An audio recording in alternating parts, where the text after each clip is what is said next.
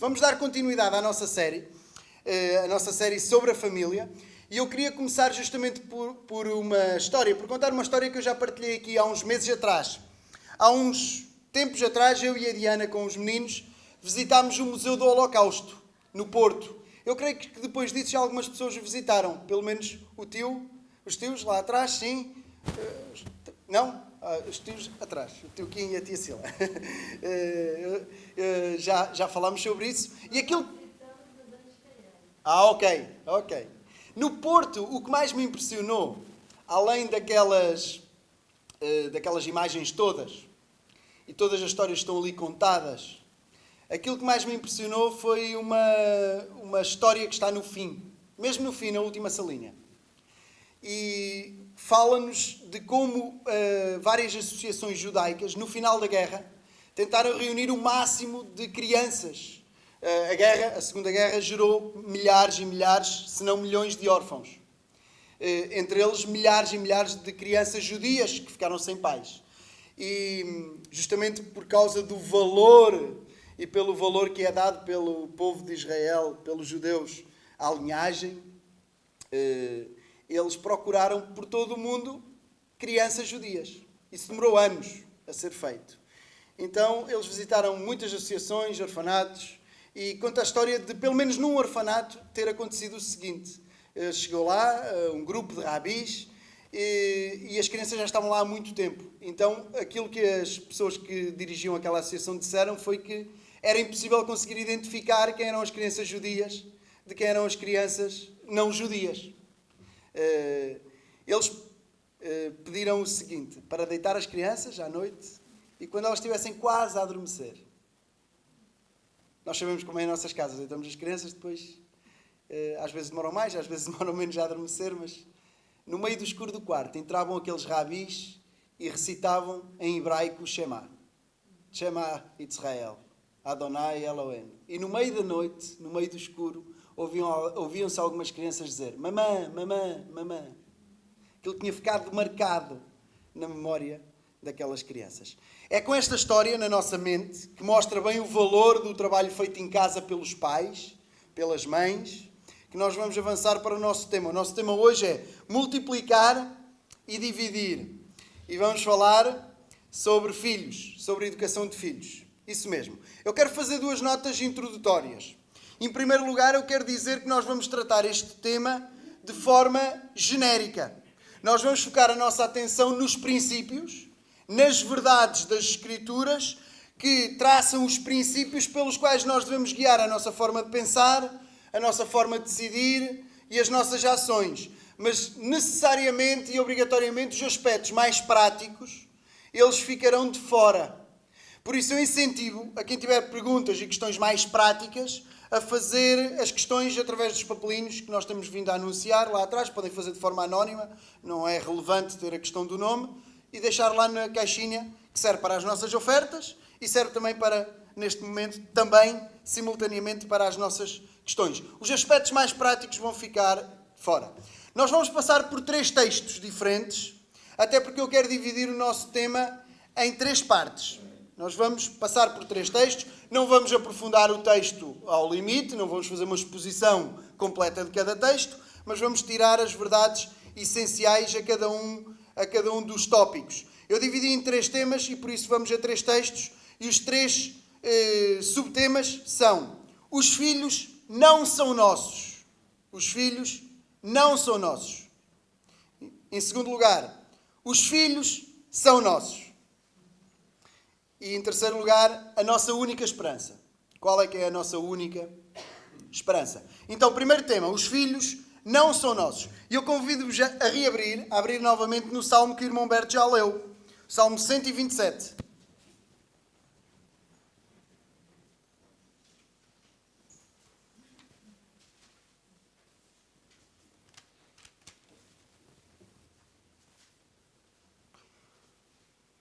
O Salmo 127, que diz: Cântico dos degraus de Salomão.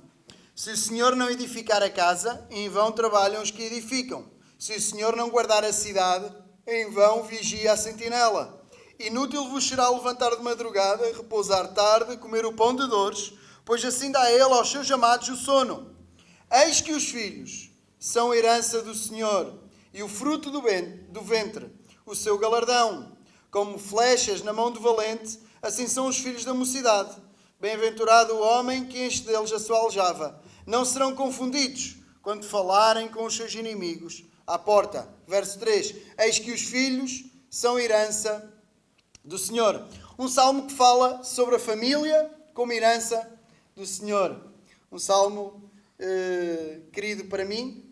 Foi um dos textos pregados no meu casamento com a Diana, no nosso casamento. Salmo 127 e também o 128. Então, um salmo sobre a família. Um salmo que nos apresenta que os filhos são herança do Senhor. Os filhos não são nossos. Antes de serem nossos, eles são do Senhor. Então, só Deus pode multiplicar. O nosso tema é multiplicar e dividir. Mas nós devemos afirmar e reconhecer que só Deus pode multiplicar. Apesar da participação humana nesse processo, à qual Deus convoca o homem, quando diz: frutificai e multiplicai-vos e enchei a terra.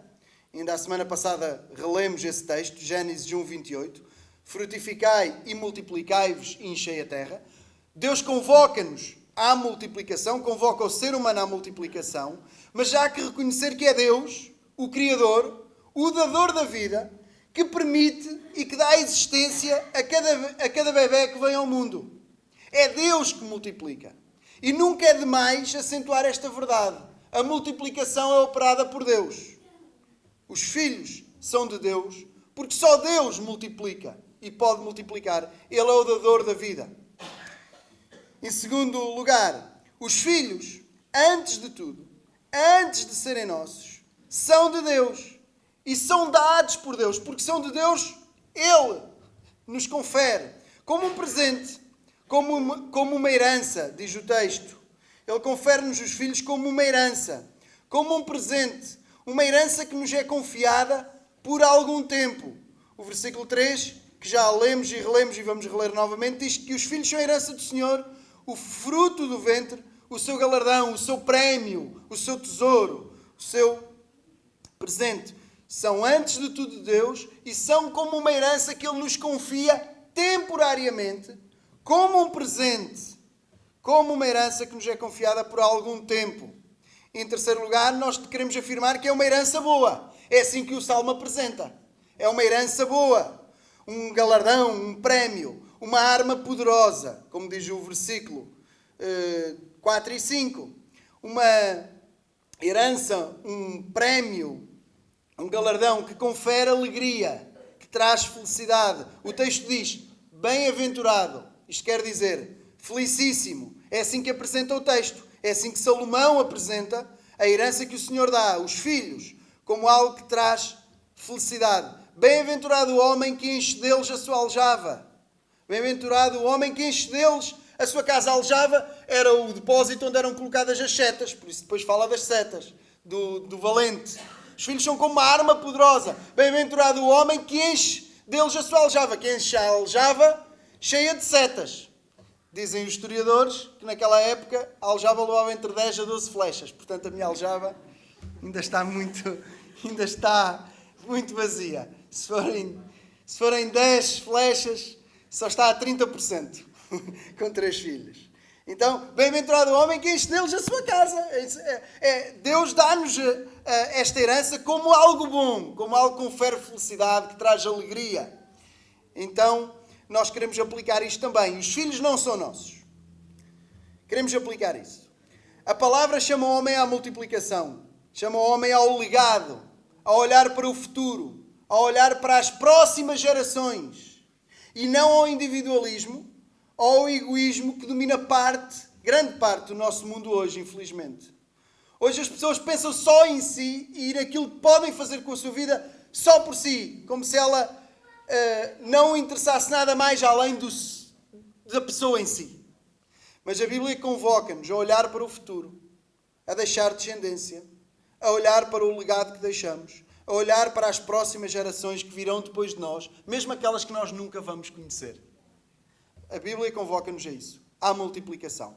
Mas chama-nos à multiplicação, certos e conscientes de que É Deus quem verdadeiramente opera a multiplicação. Isso nós temos que frisar e estabelecer bem claro na nossa mente. E em segundo lugar, que são primeiramente dele os filhos que temos ou que viermos a ter. São primeiramente de Deus os filhos que temos ou que viermos a ter. O que levanta uma questão decisiva para nós, para aqueles que são pais como eu. Quando pensas nos teus filhos, tu pensas que antes de tudo eles pertencem a Deus? Quando tu educas, quando tomas decisões, tens isso em mente? Que os filhos, antes de serem teus, são do Senhor. Um exemplo que cabe aqui bem é quando nós recebemos alguma criança em nossa casa. Já aconteceu com uma boa parte de vocês. Quando recebemos alguém em nossa casa. Por exemplo, de vez em quando, na nossa casa, a Leonor e o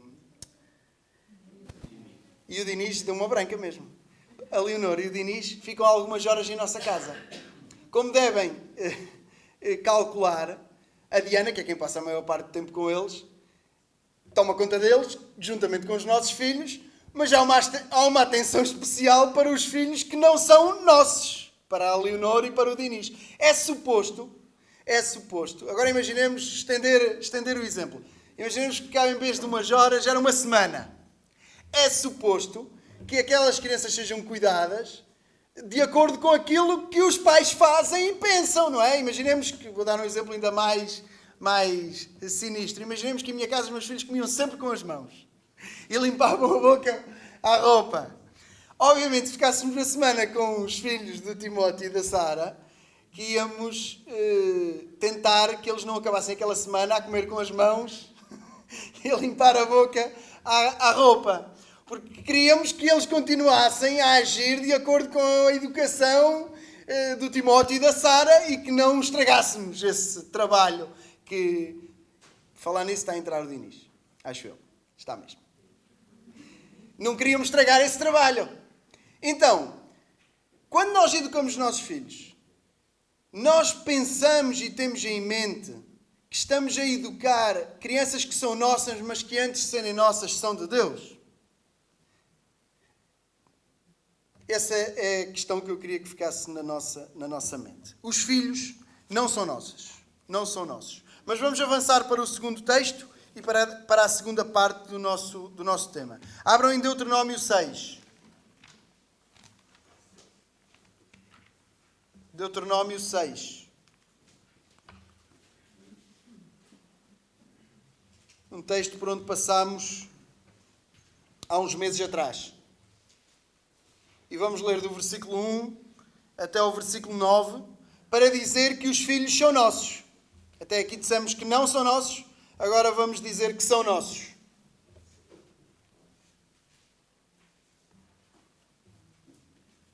Deuteronômio 6. Diz assim: Estes, pois, são os mandamentos e os estatutos e os juízos que mandou o Senhor vosso Deus para se vos ensinar, para que os fizesseis na terra que passais a possuir. Para que temas ao Senhor teu Deus e guardes todos os teus estatutos e mandamentos, que eu te ordeno, tu e o teu filho, e o filho do teu filho, todos os dias da tua vida, e que os teus dias sejam prolongados. Ouve, pois, ó Israel, e atenta que os guardes, para que bem te suceda, e muito te multipliques, como te disse o Senhor, Deus dos teus pais, na terra que mana leite e mel. Ouve, Israel, o Senhor nosso Deus é o único Senhor. Amarás, pois, o Senhor teu Deus de todo o teu coração, de toda a tua alma e de todo o teu poder, ou com todas as tuas forças. Estas palavras que hoje te ordeno estarão no teu coração, e as intimarás aos teus filhos, e delas falarás assentado em tua casa, e andando pelo caminho, e deitando-te e levantando-te. Também as atarás por sinal na tua mão, e te serão por testeiras entre os teus olhos, e as escreverás nos umbrais da tua casa e nas tuas portas. Até aqui. O contexto é a repetição da lei e a reafirmação da lei como algo importante. À entrada da terra de Canaã, à entrada da terra prometida, antes de entrarem na terra que Deus prometeu dar ao seu povo, há esta repetição da lei. É isso que também quer dizer Deuteronômio, e uma afirmação, uma reafirmação da importância da lei. E algumas coisas que nós já vimos estão aqui. No versículo 2 fala de legado, fala de algo que deve ser guardado por quem está a ouvir, pelos filhos e pelos netos. Fala de legado de várias gerações. Fala da bênção, da multiplicação também. E queremos então avançar e falar deste subtema. Os filhos são nossos. Já dissemos que não são nossos porque, em primeiro lugar, são de Deus. E Ele nos dá temporariamente como herança. Agora queremos afirmar que são nossos. E esta é uma questão de perspectiva, em primeiro lugar. Esta é uma questão de perspectiva. Há uma perspectiva a ter. E a perspectiva correta é esta. É que os filhos são dos pais. São confiados por Deus aos pais. Os filhos são nossos. Foram-nos dados e confiados por Deus. São nossos e são nossa responsabilidade. Deus não os confiou a outros, mas a nós. E sobre isto há um exemplo e há um ponto digno de afirmação e de estabelecimento e fixação importante. Os filhos são nossos, não são do Estado. Os filhos são nossos, não são do Estado. E, por exemplo, a educação, podemos falar de outros aspectos, mas, por exemplo, a educação é dos pais, não é da escola. E eu quero ser claro, eu não estou a falar de opções diferentes de ensino, isso é tema para outro fórum, não para um culto dominical. Independentemente de tudo isso, da escola, do tipo de escola, da idade do aluno, se tem 5 anos, se tem 10 anos, a responsabilidade é nossa enquanto pais. Temos a responsabilidade nesse processo de crescimento e de aprendizagem, de estar presente, o mais possível, saber como é que se comportam, se são educados com os outros, se estão a aprender, etc. São nossos filhos, não da escola e não do Estado. E hoje, o Estado quer como que nacionalizar as nossas crianças. Mais do que nunca em Portugal, nós devemos estar atentos a isso. Eles querem dizer o que é que aprendem, o que é que não aprendem, quando é que aprendem, em que idade é que aprendem. Isto traz uma série de desafios que nós, enquanto pais, temos que estar atentos. Os filhos são nossos, são responsabilidade nossa. E se temos filhos, foi uma herança que o Senhor nos deu a nós, que nos foi confiada a nós por algum tempo, por um pouco tempo, por alguns anos. E o mesmo podia ser dito em relação à fé. Os filhos continuam a ser nossos, não da Igreja. A responsabilidade de contar a história magnífica do amor de Deus por nós em Jesus Cristo. A responsabilidade de passar o testemunho. A responsabilidade de ensinar a amar o Senhor é dos pais, do pai e da mãe. Se tens filhos, essa responsabilidade é tua. A responsabilidade principal é dos pais, não da Igreja. E também aqui eu quero ser claro. É óbvio que a Igreja também tem essa responsabilidade. Aliás, tem essa responsabilidade com todos os membros. É claro que a Igreja também tem a preocupação de fazer chegar a palavra de forma adequada e devida às crianças. Faz parte do trabalho da Igreja e da missão da Igreja. Por isso, neste momento, nós temos as crianças lá em cima, divididas por classes, em que cada classe poderá, com a ajuda de professores, também pelos quais somos gratos, poderá aprender, uma criança com 4 anos, aprender de forma diferente de uma criança que tem 8 e diferente de uma criança que tem 11. Entendemos que isso é importante, assim como entendemos que para os mais velhinhos é importante também estarem algumas vezes aqui connosco, e também entendemos que é importante todos estarem pelo menos uma vez por mês aqui connosco. Porquê? Porque entendemos que o sentido de culto é importante para todos, entendemos que a palavra, para ser ensinada e compreendida devidamente, é preciso um trabalho particular, como está a acontecer neste momento lá em cima. Então, obviamente, que a Igreja também tem este tipo de preocupação, porque também faz parte da sua missão. Também pelo motivo de que nem todas as crianças têm pai e mãe crentes no Senhor. Além disso, a Igreja também deve estar atenta e disponível para ajudar os pais nesta tarefa que é difícil. Mas dito isto, devemos, através deste texto, que confere aos pais a responsabilidade de, em todos os momentos e todos os dias, ensinar o temor do Senhor, devemos, com este texto aberto, bem como diante do resto das Escrituras, reconhecer e assumir que a responsabilidade principal de ensinar é dos pais. E é uma responsabilidade diária e não apenas semanal ou dominical. É uma responsabilidade de todos os dias. A responsabilidade é nossa e devemos ser propositados, ser cuidadosos e propositados no desempenho e no assumir desta responsabilidade. Isto leva-nos ao segundo ponto dentro deste grande tema. Os filhos são nossos. Os filhos são mesmo nossos.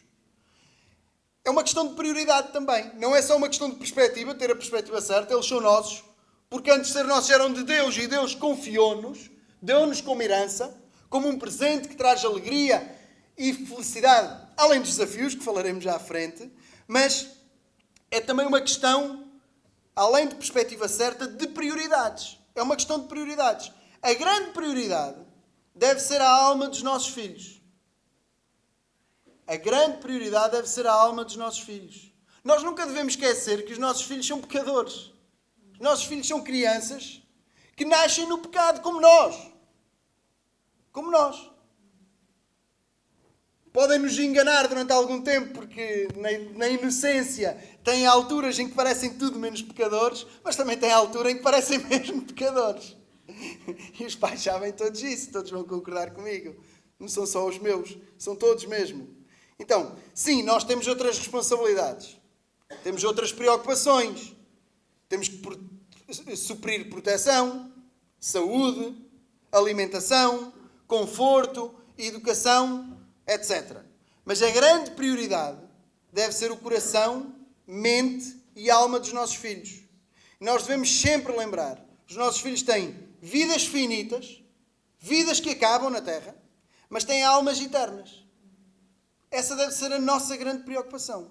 E por isso eles devem ser a nossa prioridade. Mesmo quando pensamos em testemunho, quando pensamos em testemunhar, eles devem ser a nossa prioridade. O nosso primeiro campo missionário, se quisermos, e certamente as primeiras almas que nós esperamos ver na glória, certamente, gostava de ver lá Parelhó inteiro.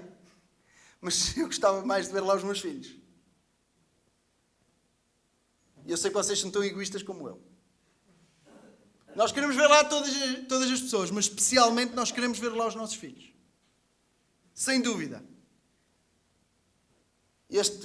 Permitam-me esta expressão, é um santo egoísmo que é colocado como nos corações dos pais, justamente pela responsabilidade que eles têm por esta herança. Há um amor e há um foco, há um egoísmo. Claro que não nos deve alienar dos outros, como é óbvio, mas se há pessoas que nós queremos ver na glória, são os nossos filhos.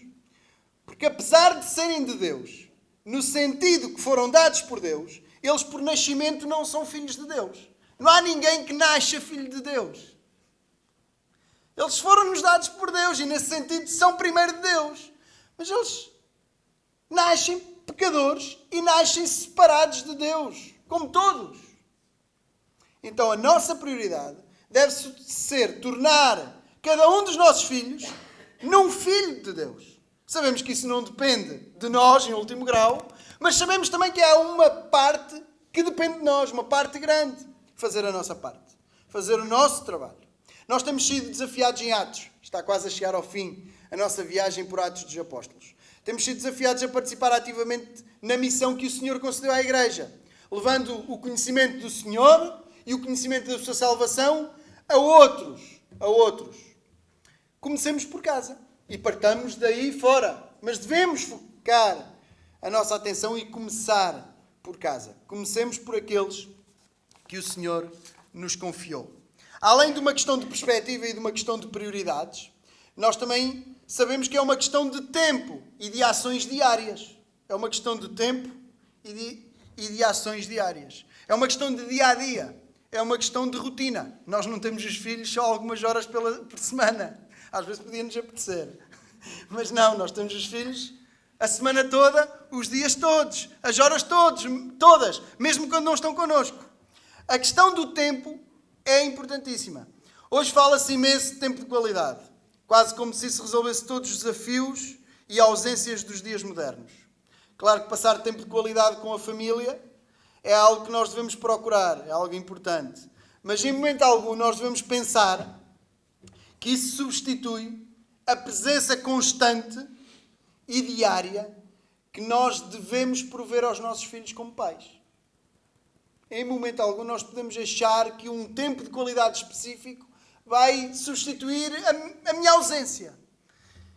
Devemos procurar sim tempo de qualidade, mas nunca cair na ilusão de que isso substitui a presença constante e diária que se requer dos pais, pai e mãe. O tempo voa e logo, logo os filhos deixam o ninho. Essa é que é a verdade. Mais rápido do que imaginamos. Eles crescem muito rápido. Muito rápido mesmo. E nós temos de ter isto em mente. O tempo passa a voar. Por isso nós devemos aproveitar bem o tempo e investir bem o tempo nas nossas crianças. Enquanto estão connosco, nós devemos investir o nosso tempo, a nossa atenção, o nosso esforço, a nossa dedicação nelas, nas nossas crianças. Sobre rotinas e sobre dia-a-dia. Podemos falar de 1000 aspectos. 1001. Mas eu quero salientar dois. Dois que são basilares. Um é instrução, o outro é correção. São basilares e são desafiantes. Instrução. Sobre o dia-a-dia e a instrução. Aqui cabe todo o tipo de instrução. Desde a educação, desde logo. E o conhecimento. Construção de caráter. Valores. Mas à boleia do nosso texto, e no seguimento do que nós já falámos sobre a prioridade, a alma das nossas crianças, eu quero reforçar este aspecto. E queria que olhassem novamente para Deuteronômio 6 e que olhassem novamente para o Shema, para o versículo 4 e depois os versos que se seguem. Ouve Israel, o Senhor nosso Deus é o único Senhor. Amarás, pois, o Senhor teu Deus de todo o teu coração, de toda a tua alma e de todo o teu poder, ou com todas as tuas forças. Estas palavras que hoje te ordeno estarão no teu coração e as ensinarás aos teus filhos. Delas falarás assentado em tua casa e andando pelo caminho e deitando-te e levantando-te. Até aqui. Somos, portanto, chamados a amar o Senhor. Esse é o primeiro ponto. A amar o Senhor. Este texto convoca-nos a nós, todos, a amar o Senhor. E não amar de uma maneira superficial, mas com tudo o que somos. Todo o nosso coração, toda a nossa alma, todas as nossas forças. E Jesus acrescenta com todo o nosso entendimento, em Lucas 10, 27.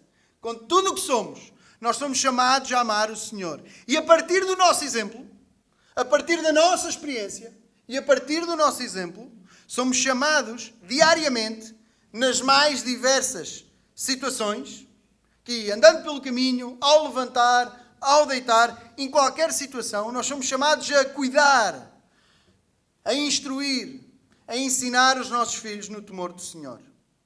Há um versículo muito conhecido, sempre que se fala deste tema, ele é citado. Provérbios 22, 6. Educa a criança no caminho que deve andar e até quando envelhecer não se desviará dele. Educa a criança no caminho que deve andar. Esta é a nossa missão. Esta é a nossa responsabilidade, porque os filhos são nossos. Então devemos ter essa perspectiva, devemos ter a prioridade de que a alma deles é o local onde devemos investir mais e devemos, no dia-a-dia, cuidar de instruir os nossos filhos, ensiná-los a amar o Senhor, seguindo o nosso exemplo. Porque eu já dei aqui esta ilustração e ela ilustra perfeitamente isto. Se nós dissermos uma coisa e não a vivermos, vai servir de pouco. Se dissermos ama ao Senhor, e no dia-a-dia os nossos filhos verem uma pessoa que ignora o Senhor, que não o ama, isto faz-nos lembrar a ilustração a que eu me referia. A maior parte das pessoas tem o mesmo clube de futebol que os pais têm. A maior parte. Está provado estatisticamente. A nossa família, por acaso, tem uma exceção, porque eu tratei de desviar os meus irmãos do caminho do meu pai, que é benfiquista, e levei-os todos para o Futebol Clube Porto e fiz um bom trabalho. Mas o meu pai tem o mesmo clube que tinha o meu avô.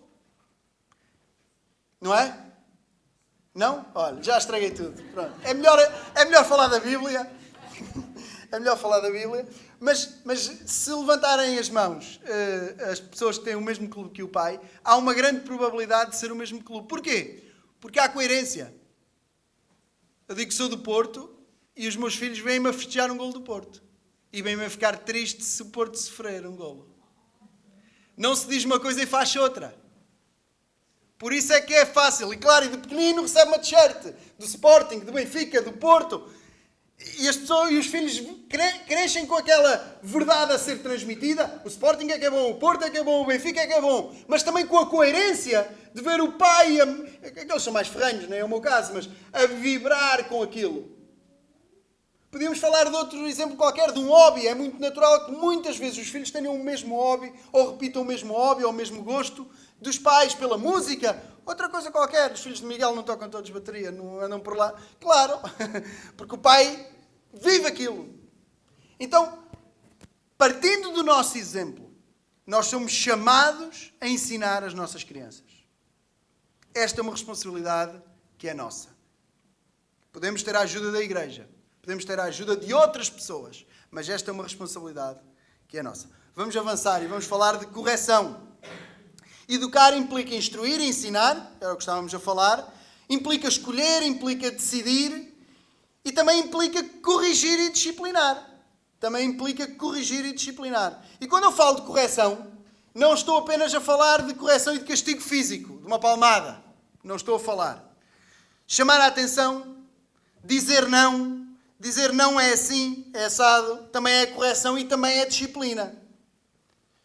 Como é óbvio, embora o castigo físico faça parte da disciplina na Bíblia e deva fazer parte em nossas casas, é óbvio que a esmagadora maioria das vezes que nós disciplinamos os nossos filhos, a esmagadora maioria das vezes é uma disciplina verbal, com palavras. A esmagadora maioria das vezes deve mesmo ser assim. Mas é verdade que ser pai, ser mãe, implica corrigir. Ser pai, ser mãe, implica muitas vezes dizer não. Implica dizer não, não é assim. Não, não pode ser. Não, não podes ter. Não, não podes ir. Também implica dizer sim muitas vezes. Mas implica dizer não. E eu gosto deste exemplo porque, apesar de ser um tanto ou quanto deslocado, creio que serve bem como ilustração e nós percebemos. Só existiu um momento em que na Terra havia um filho perfeito. Foi quando Jesus viveu na Terra. E um pai perfeito a um filho perfeito disse não. Eu sei que é deslocado o exemplo, mas noutro sentido não é deslocado. Jesus disse: Pai, se queres passa de mim este cálice. Todavia não se faça a minha vontade, mas a tua. E Jesus orou isto 2 vezes, mas o cálice era suportar uma cruz para te salvar a ti e a mim. E o pai disse não, e não passou o cálice. Para nosso bem. Um pai perfeito disse não a um filho perfeito. Agora imaginem pais imperfeitos como eu, com filhos imperfeitos como os meus. Óbvio que nós vamos ter que dizer não, e óbvio que vamos ter que dizê-lo muitas vezes, se quisermos educar e treinar bem os nossos filhos e prepará-los para a frustração, para a negação, e não transformarmos os nossos filhos em crianças que serão adultos mimados, habituados a ter tudo. Sobre isto abram num outro texto, o último texto, o terceiro e último texto, Hebreus 12.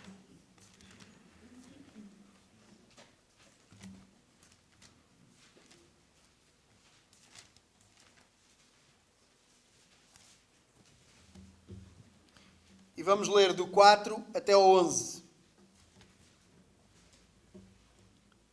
Hebreus 12, 4 a 11. Ainda não resististe até ao sangue, combatendo contra o pecado, e já vos esqueceste da exortação que argumenta convosco como filhos. Filho meu, não desprezes a correção do Senhor, e não desmaies quando por ele fores repreendido. Porque o Senhor corrige o que ama e açoita a qualquer que recebe por filho. Se suportais a correção, Deus vos trata como filhos. Porque que filho há que o pai não corrija? Mas se estáis sem disciplina, da qual todos são feitos participantes, sois então bastardos e não filhos. Além do que tivemos nossos pais, segundo a carne, para nos corrigirem, e nós os reverenciamos, não nos sujeitaremos muito mais ao Pai dos Espíritos para vivermos? Porque aqueles, na verdade, por um pouco de tempo nos corrigiam, como bem lhes parecia, mas este para nosso proveito, para sermos participantes da sua santidade. E, na verdade, toda a correção ao presente não parece ser de gozo, senão de tristeza, mas depois produz um fruto pacífico de justiça nos exercitados por ela. Este texto, o contexto é de um texto que nos fala sobre a luta contra o pecado e a santificação, que envolve a correção divina. Aqui, ao falar da correção divina e da santificação, é o exemplo dos pais terrenos que é convocado para ilustrar e para ajudar no argumento sobre a correção divina. E alguns pontos do que nós já falámos estão aqui. Por exemplo, a questão do tempo, de investirmos porque o tempo é curto. Diz-nos que temporariamente são-nos dados pais terrenos para educar o melhor que sabem. É isso que diz o texto a determinada altura, no versículo 10. Com o propósito do bem das crianças, do bem dos filhos. Esse é o propósito. O texto que lemos acaba com o versículo 11, afirmando o que todos nós sabemos quando passamos por correção ou quando vemos os nossos filhos passar por correção. Na verdade, toda a correção ao presente não parece ser de gozo, senão de tristeza. Mas depois produz um fruto pacífico de justiça nos exercitados por ela. No momento, não parece ser algo bom, algo agradável. Mas no futuro, aqueles que são exercitados na correção, na disciplina, crescem num fruto pacífico de justiça. Crescem. Temos uma tradução para este versículo 11, sobre esta verdade de que no início, no presente, não é motivo de alegria, mas que no futuro se traduz num fruto de justiça. Temos uma paráfrase que nós utilizamos muitas vezes, que é dizendo: quando eu era pequeno, também fui castigado, mal empregos as caíram no chão. Não é o que todos nós dizemos. É uma paráfrase deste versículo 11. Pois, na altura não gostava, mas fez-me bem, mal empregos as caíram no chão. É o que todos os adultos dizem, não é? Não sei se é com muita convicção ou não, mas é uma boa paráfrase aqui ao versículo 11. No início não parece ser de gozo, mas há um propósito na correção e na disciplina. O argumento do texto é claro. Todos os filhos são corrigidos pelo pai, para seu próprio bem e crescimento. Quem não é corrigido não é filho, é bastardo. É o que diz o texto. É filho de outro. Quem não é corrigido não é filho. Quem ama, corrige. Claro que eu não corrijo os filhos dos outros. Nem as outras pessoas corrigem os meus filhos. Mas os meus, eu sou chamado a corrigir. Como Deus que corrige todos, diz o texto, a que recebe por filho. Quem ama, corrige. Por muito que isto soe estranho ao mundo moderno, tão impregnado com a chamada educação positiva, que quase nos convoca a negociar e a explicar tudo a uma criança no limite até com 1 ano, com 2 anos, com 3 anos. Tomara nós sabermos o rumo e o caminho das nossas vidas em condições e dos nossos filhos. Que Deus nos dê sabedoria para isso, mas é desafiante. Os pais concordarão comigo. Não é fácil educar. Não é fácil decidir o caminho. Não é fácil definir o rumo. Tomara nós adultos termos a clareza necessária. Vamos nós estabelecer esse diálogo e essa construção em conjunto com as crianças. O resultado da educação positiva está à vista. O resultado está à vista. Pais que não querem ser pais e não querem corrigir com medo de ferir os filhos, com medo de dizer não aos filhos, o que acontece é que esses filhos muitas vezes no futuro não só não sabem lidar com a rejeição e com o não, como não sabem lidar com a autoridade, como não sabem lidar no futuro nem com os próprios pais, nem com os próprios filhos. E muitos acabam por ser até violentos com os próprios pais. Eu sei que havia exageros no passado na educação dos filhos. Sei que se calhar a questão física e da correção podia ser exagerada. Genericamente até podemos concordar com isso. Mas hoje lidamos com o problema inverso. Coisa impensável há 50 anos ou há 100 anos atrás. Os pais não batem aos filhos, mas os pais apanham porrada dos filhos. Isto para as páginas das Escrituras. Ou nem é preciso. Para a cultura oriental, hoje, no século XXI, isto é impensável. Para uma cultura que valoriza a idade, isto é impensável. E no Ocidente é consequência de nos afastarmos das Escrituras. Obviamente que a Bíblia nos convoca a corrigir os nossos filhos, sobretudo com palavras, mas, se necessário, fisicamente. Com cuidado, como é óbvio, não estamos a fazer apologia de violência de maneira nenhuma. Ninguém ama mais os nossos filhos do que nós. Ninguém. Portanto, escusado será dizer e afirmar que estamos a falar de conta, peso e medida. Sobre este tema do dia-a-dia, sobre o tempo, sobre a instrução e correção, há que lembrar que há fases bem diferentes no crescimento dos nossos filhos. É diferente educar uma criança com 2 anos do que é diferente educar uma criança com 12 anos. Completamente diferente, nós sabemos isso. Como será diferente, isso eu ainda não sei, educar um adolescente de 16 anos, de 14 anos, é diferente. Há um gráfico que eu estive para trazer, para projetar, mas acabei por decidir não trazer, mas que eu quero explicar e creio que pelas minhas palavras vocês vão perceber. Num dos livros de Ted Tripp, é um autor que escreve muito sobre a educação dos filhos, tem vários livros, eu não sei se tem algum lá atrás, até é possível, não sei, mas na editora Fiel Online conseguem encontrar e noutras editoras, tem conteúdo muito bom sobre a educação dos filhos. Mas há um gráfico que fala sobre isto mesmo, sobre a diferença na educação dos filhos consoante a idade. E o gráfico basicamente tem 2 linhas. Uma da autoridade e outra da influência.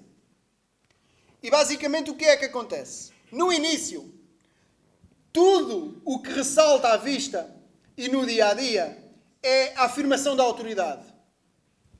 Um exemplo, uma criança com 1 ano vai reagir às nossas palavras, à nossa autoridade. Não toques, queimas-te. Não faças. Se nós tentarmos ser influentes, olha, segue o meu exemplo. Uma criança de 1 ano não pode seguir o nosso exemplo. Não há influência. Nesse gráfico, basicamente, à medida começando de 1 ano ou 2 anos, a influência está quase no zero, porque a criança não tem capacidade para seguir o exemplo, mas a autoridade está quase no máximo. Ou está no máximo. À medida que os anos passam, à medida que o tempo passa, é natural que ali no primeiro período da infância a autoridade esteja no máximo.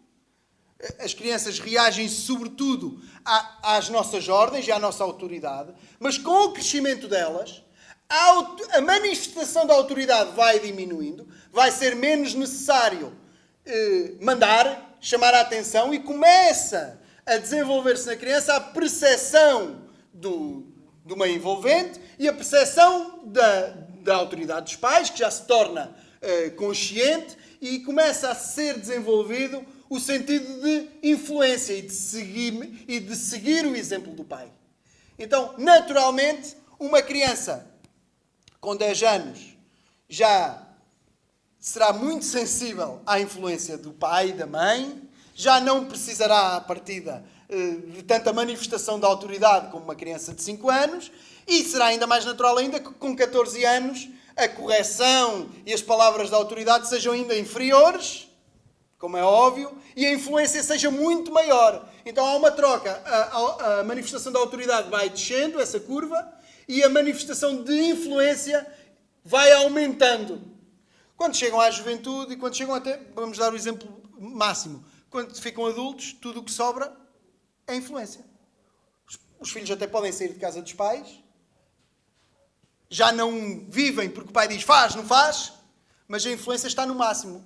São guiados pelo exemplo dos pais ao máximo. Tudo o que sobrou foi a influência, foi o legado, foi o que ficou para trás, a influência, o exemplo. E a autoridade diminuiu-se. No início é exatamente o contrário. No início, o que temos a fazer é manifestar a nossa autoridade. Deu para perceber no meio destas palavras todas o gráfico? Conseguiram ver o gráfico? Mais ou menos. Vou tentar encontrar e colocar no grupo do WhatsApp. Avançando e aplicando. Então, sobre este tema, este grande tema, os filhos são nossos. São mesmo nossos. Então, os teus filhos são mesmo teus filhos. São tua responsabilidade. Os meus são minha responsabilidade. Queremos reafirmar isso. Em segundo lugar, falar de prioridades é falar de escolhas. É falar de divisão. Esse é o nosso tema. Não só multiplicar, mas também dividir. Nós somos chamados a dividir adequadamente o nosso tempo. Somos chamados a dividir adequadamente o nosso tempo e a fazer-nos presentes. A estarmos presentes na educação dos nossos filhos. E a divisão do tempo é um desafio. É um grande desafio. É um desafio para mim. Confesso. É um desafio. Mas educar é um chamado à divisão.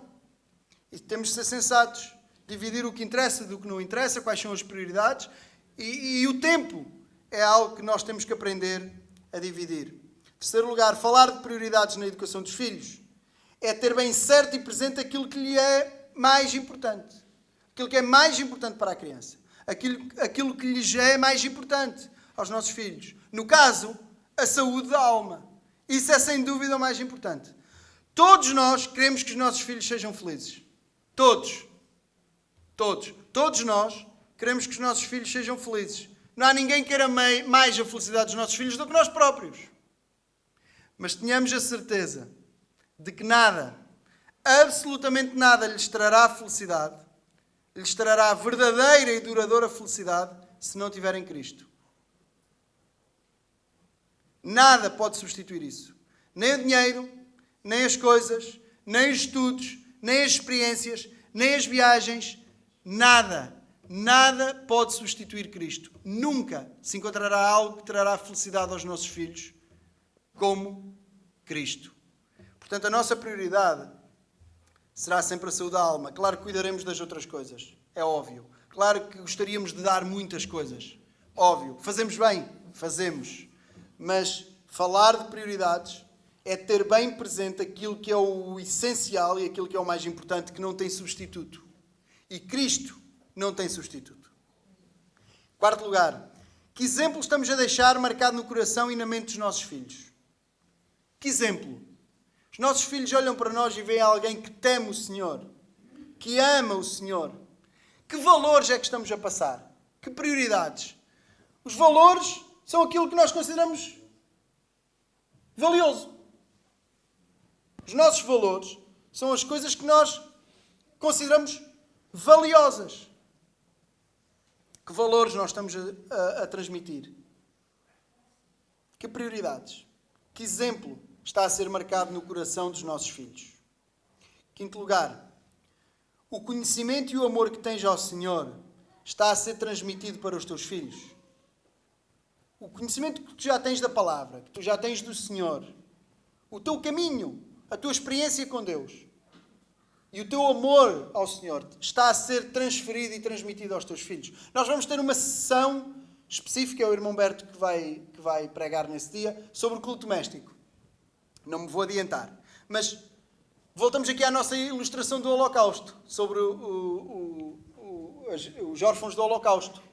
O trabalho feito por aquelas mães, cada noite, o Shema, numa família judia, era recitado de manhã e à noite. O trabalho feito por aquelas mães. Nós devemos notar que havia judeus de toda a Europa. Eles eram judeus na sua religião, na sua cultura, no seu ADN. Mas eles falavam alemão. Eles falavam polaco. Eles viviam completamente inseridos na sociedade onde estavam. Seja na Hungria, seja na Alemanha, seja onde fossem. Portanto, eles eram pessoas completamente normais. Crianças educadas com 3, 4 anos, sem os pais com 5 anos, com 3 anos, com 4 anos, serem encontradas passados 2, 3, 4 anos. Não sabiam quem eram os pais, poucas memórias tinham, alguns deles. Lá sabiam que eram judeus. Mas ao ouvir o Shema em hebraico, no escuro de um quarto, chamavam mãe, mãe, mãe. O trabalho daquelas mães teve fruto, teve consequências. Ficou marcado no inconsciente das crianças, mesmo daquelas que já não conseguiam dizer eu sou judeu. Aquilo que nós conhecemos do Senhor, estamos a passar para os nossos filhos. Estamos a aproveitar as ocasiões. O texto dizia, andando pelo caminho, levantando, deitando, a qualquer momento. O deitando e o levantando, por isso é que o Shema era recitado de manhã e à noite. Nós aproveitamos as oportunidades. Nós somos propositados. Sexto lugar, quem é que presta contas a quem? Os nossos filhos a nós ou nós aos nossos filhos? Os nossos filhos ouvem-nos dizer não? Estão a ser treinados para lidar com a negação? Ou estão habituados a ouvir sim a tudo? Também é algo importante que nós devemos considerar. Sétimo lugar, educar é mesmo dividir. E o desafio aumenta quando são mais do que um. Há tantas coisas a dividir e entre elas as mais valiosas, tempo e atenção. Tempo e atenção. Que nós temos que dividir entre os filhos, entre eles. No meu caso, entre 3. Tempo e atenção. Educar é um chamado à divisão. Nós somos chamados a dividir muitas coisas. e a dividir entre os nossos filhos. E precisamos de sabedoria do alto. E precisamos estar atentos. E aqui quero fazer uma nota importante. Também devemos estar atentos ao desafio de dividir a atenção entre os filhos e o nosso cônjuge. Isto é uma nota importantíssima.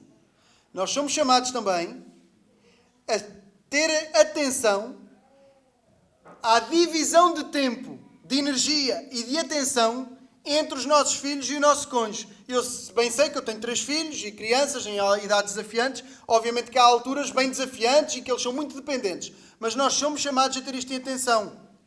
Porque mesmo com a chegada dos filhos, a pessoa mais importante na família continua a ser o nosso cônjuge. A pessoa mais importante na nossa família é o nosso cônjuge. Os nossos filhos são uma herança dada por algum tempo. A última sessão foi quando não há filhos. Antes dos filhos, não há dúvida. A pessoa mais importante é a pessoa que está ao lado. Mas enquanto há filhos, a pessoa mais importante é a pessoa que está ao lado. Até porque depois volta a não haver filhos. E a pessoa mais importante continua a ser a pessoa que esteve sempre ao lado.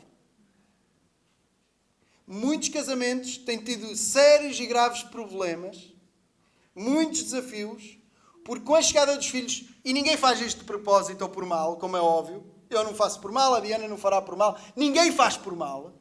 É óbvio que no meio, sem querer, no meio das rotinas, no meio do trabalho, do cuidado dos filhos, a juntar com tudo o resto que há à volta, muitas vezes nós esquecemos-nos do nosso cônjuge. Muitas vezes. Então, isto é um chamado à divisão de tempo entre filhos, de atenção entre filhos, de cuidado entre filhos, mas também um chamado a dividir bem o tempo e a reservar tempo e atenção para o nosso cônjuge. Continua a ser a pessoa mais importante nas nossas vidas. Continua a ser a pessoa mais importante nas nossas vidas. Último ponto. A nossa única esperança. Os filhos são do Senhor. Os filhos não são nossos. Ele dá-nos os filhos, confia-nos os filhos como uma herança, como um galardão, como uma arma poderosa. Então os filhos são nossos. A perspectiva certa é essa. Qual é a nossa única esperança no meio de tantos desafios? Os desafios são tantos, os desafios são imensos. Falámos genericamente, sem entrar em muitos detalhes, sem entrar no dia-a-dia, e realmente o dia-a-dia é desafiante demais. Mas no meio à nossa consciência, ao senso da nossa falta de capacidade, pois não somos pais perfeitos, claro que não somos pais perfeitos, que os nossos olhos sejam erguidos ao alto. Onde está a nossa única esperança? No meio de tudo isto, nós podemos dizer, que desafio. E nós que educamos filhos agora, podemos realmente dizer, é um desafio.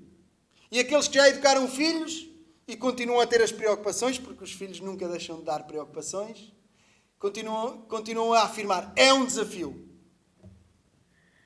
No meio deste grande desafio e do nosso senso de falta de capacidade, que os nossos olhos se ergam ao alto, porque a nossa única esperança está lá. Como pais, a nossa única esperança como pais. O Salmo 127 diz, se o Senhor não edificar a casa, em vão trabalham os que a edificam.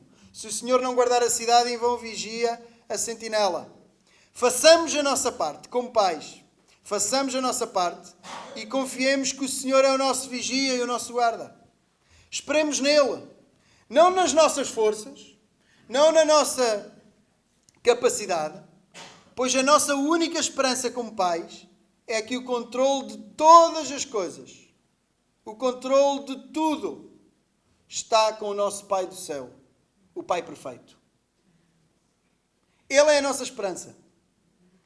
Pais imperfeitos como nós, a nossa única esperança para sermos bem-sucedidos ao educar os nossos filhos é esperar e confiar no Pai perfeito, que além de tudo é soberano e controla tudo. Ele é a nossa esperança. Dependemos dele para tudo. Também para a criação e para a educação dos nossos filhos. Ele está connosco sempre. E Ele também está e estará presente nos desafios que a educação dos nossos filhos e o crescimento dos nossos filhos traz. Pais imperfeitos. A nossa única esperança é Deus Pai, que é perfeito. Como indivíduos, como pessoas, cada um de nós. Nem todos aqui são pais, mas todos aqui somos filhos. Sim? Todos. Absolutamente todos. Os nossos pais não são ou não foram perfeitos, mas certamente fizeram o melhor que podiam, o melhor que sabiam. Nunca haverá um pai perfeito na Terra. Nunca haverá. Nunca haverá uma mãe perfeita. A boa notícia é que temos no céu o Pai perfeito. Essa é a boa notícia para nós, enquanto pessoas, enquanto indivíduos. E não temos um pai por algumas décadas, por alguns anos, mas temos um Pai perfeito e para sempre. Para todo o sempre. Aceitemos o seu amor, aceitemos a sua amorosa correção do texto que vimos em Hebreus. Aceitemos essa correção também. Ele quer o nosso bem. Como diz o texto, Ele quer o nosso proveito. Ele está a trabalhar para sermos participantes da sua santidade, diz o texto. Ele está a trabalhar a nossa santificação. E como filhos, todos nós, a única esperança que temos para chegar e agradar a um Pai perfeito, o Pai do céu, não somos nós. Os nossos esforços, obras ou ações. A nossa única esperança para podermos agradar ao Pai perfeito que está nos céus é Jesus, o Filho perfeito. O texto de Hebreus diz no início, não lemos, mas eu vou citar: olhando para Jesus, o autor e consumador da fé, o qual, pelo gozo que lhe estava proposto, suportou a cruz, desprezando a afronta, e assentou-se à destra, à direita, do trono de Deus. Hebreus 12, 2. A nossa única esperança para nos relacionarmos com Deus, o Pai perfeito, é olharmos para Jesus, autor e consumador da fé. Jesus, o Filho perfeito. Todos podem ter um Pai perfeito. Todos quantos quiserem olhar para o irmão mais velho, Jesus, e confiar na obra desse Filho perfeito que nos pode ser dada a nós pela fé. Que todos tenham Jesus, que todos tenham um Pai perfeito. E que todos os pais aqui, ou aqueles que serão pais e esperam ser pais, possam erguer os olhos ao alto e confiar no Pai perfeito para a educação das nossas crianças e dos nossos meninos. Só assim seremos bem-sucedidos, se o nosso olhar estiver no alto. Não no mundo, que está muito complicado e é muito mau, não em nós, que não somos capazes, até quase caímos, mas no alto. Que os nossos olhos estejam postos no alto. Que todos tenham Jesus e que o Senhor nos ajude e abençoe cada família. Amém.